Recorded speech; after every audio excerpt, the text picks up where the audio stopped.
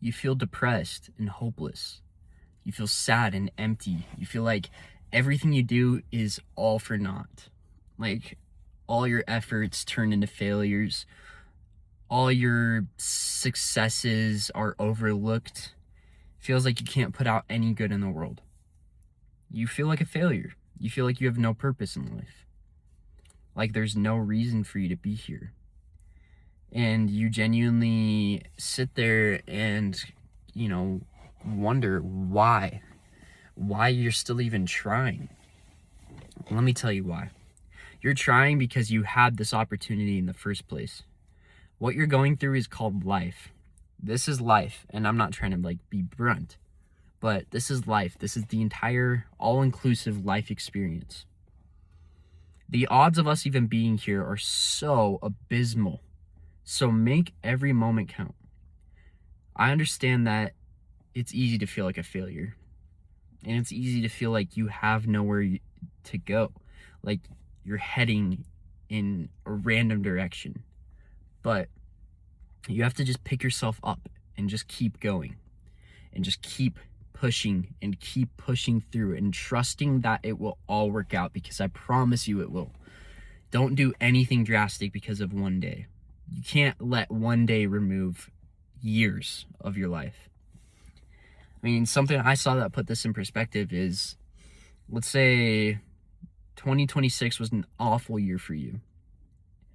If you quit and gave up in a very spiritual sense, then you would miss out on the 2027 in which you might move out and chase a career, or the 2028 where your favorite artist might drop the greatest piece of music of all time, or the 2029 where you meet the love of your life and genuinely fall in love, or the 2030 where you adopt a pet together, And when I kind of thought of it like that and thought about how much things really can change in just the span of a few years, you can't throw in the towel based on what you're going through right now, because you're stronger than that.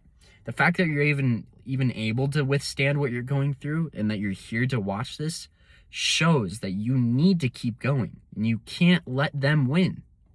You can't let them win. You can't let your negative thoughts win. They're tormenting you in your head. And I know it sucks. And I know that it's so easy for me to say, but I know what it's like. I used to get so depressed in my head that I would convince myself to, instead of going to class, go sit in my truck for 3 hours and just lay there. And it was a miserable way of living, but it felt comfortable, and I let the darkness consume me. Out I come from the darkness and grow into something greater.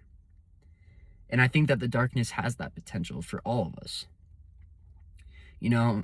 Sunlight obviously grows plants, but do you ever notice that the longest parts of your lawns tends to be the ones that are covered in the shadows?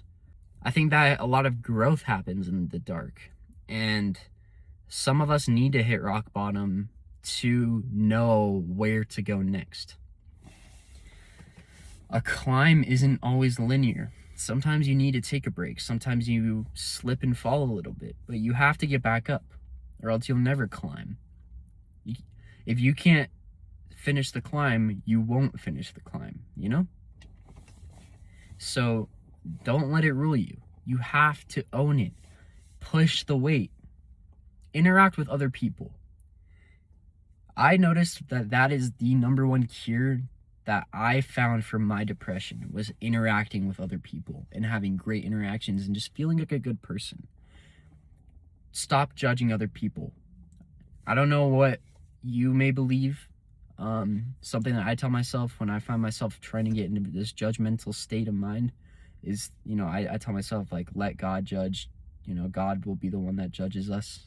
But everyone has their own beliefs, right? So whether it may be God, it may be the universe, however you want to look at it, leave the judgment up to the flow of things. You can't decide what is objectively good and bad about a person. That alone, the limitation of judging others, already has made me such a happier person. And then also just having good interactions with other people. I met this guy at the gym the other day, and I've seen him at the gym like a handful of times. And so I went up to him and I was like, "Hey man, like, what's your name?" And he told me his name, and I was like, "Dude, I've seen you here a couple of times, and I just want to say, like, you're like massive. Like, you were so strong, and like I genuinely don't get it." And like I had such a great conversation with this guy, and I found out that he was a bodybuilder for 20 years, and so he was like just giving me these tips and tricks and stuff, and he was just talking to me for like 10-15 minutes, and I had such a great interaction with him. And he also gave me like tips on like how to fix my form with my workouts and stuff, and I got a lot out of that. It genuinely made my day so much better.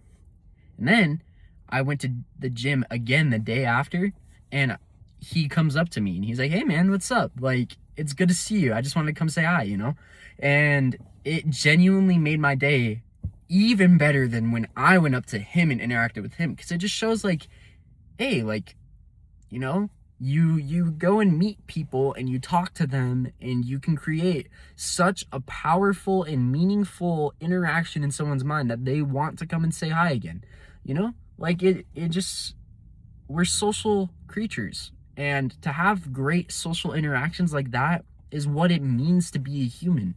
We are in a day and age where technology and social media and just overall, the lack of human connectivity has really just bottled us all up into these awkward parasocial creatures. And we can't even say hi to people anymore. We can't even talk to people anymore. And it's sad.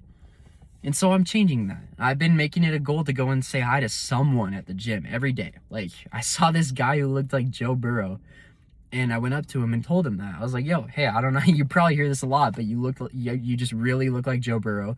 And he was like, "Hey, I actually do hear that a lot, And I've had a lot of meaningful, funny, and great interactions with people just by like talking to them. I also saw this guy who looked like Dak Prescott. I was like, "There's no way. I'm just seeing every NFL quarterback here." But I genuinely I went up to him and I told him, and he's like, "I don't know if that's a good thing or a bad thing," which kind of broke my heart because I am a Cowboys fan. Hopefully I didn't just like lose fans off of that. I wouldn't blame you guys, honestly, because here I am preaching about self-growth, but I genuinely make myself suffer by being a Cowboys fan, so I guess I can't really preach too much on self-betterment. But all things aside, real quick side note, because my brain is literally bouncing off the walls right now. NFL draft is tonight. Please get Caleb Downs. I know he's not falling to 12, but I really, really, really hope he does, because that would be sick. Anyway, side note over. Yes, connect with other people. That is very important, and you need to do that. I think that connectivity is genuinely the secret to being happy. I have never seen someone receive a compliment in person and falter.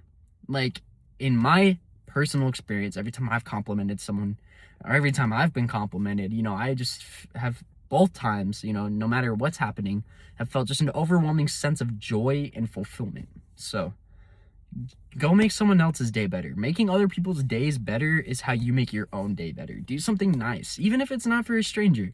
But go buy a drink for one of your friends. Yesterday, it was yesterday or the day before, I brought a drink to one of my friends. I got off work and I noticed that he was about to go into work. And so when I went to the gym, I made sure to grab an extra energy drink and I just swung it by. And, I can't speak on whether or not that made his day, but I'm sure he appreciated it, and so it's like, just do the little things. The little things is what makes us whole, I think. So that's my 2 cents. I'm sorry for the little hiatus. I know I've been lacking on consistency when it comes to posting. I do want to actually go over that real quick. So previously, my time block had it so that I could make a video on my break at work, but we just reworked our break policy at my job, so we no longer get paid breaks, and I have to clock out to go on break, which kind of sucks if I'm being honest. I like to be efficient with my money and my time spending, and I genuinely don't need a break that bad. Even though I love to make this content and stuff, I'm just trying to like find a way to rework it into my schedule so that I can still get it done on a consistent basis, but just not while I'm losing money, because that could be money that I'm rolling directly into this. So that's the reason that I've kind of halted a bit. I've just been experimenting with my schedule to see when I can get videos up, because I no longer get paid breaks, which is, I mean, at least I have a job. So I think that it's easy to complain, and I have done my fair share of complaining. I'm no saint. Like, just because I say, preach, I preach, no complaining and no judgment, but obviously, like, I do have my moments where, like, I might be crashing out a bit at like something that's going on, and I'm working on that still. I'm making progress with that, but that's just to clear up kind of why I've slowed down a bit. I'm sorry, but if you are still watching this, thank you so much, and I will see y'all in the next one. I'm about to go hit the meanest chest and back day, and then I will see you guys later. Peace out. Stay blessed. Much love, guys.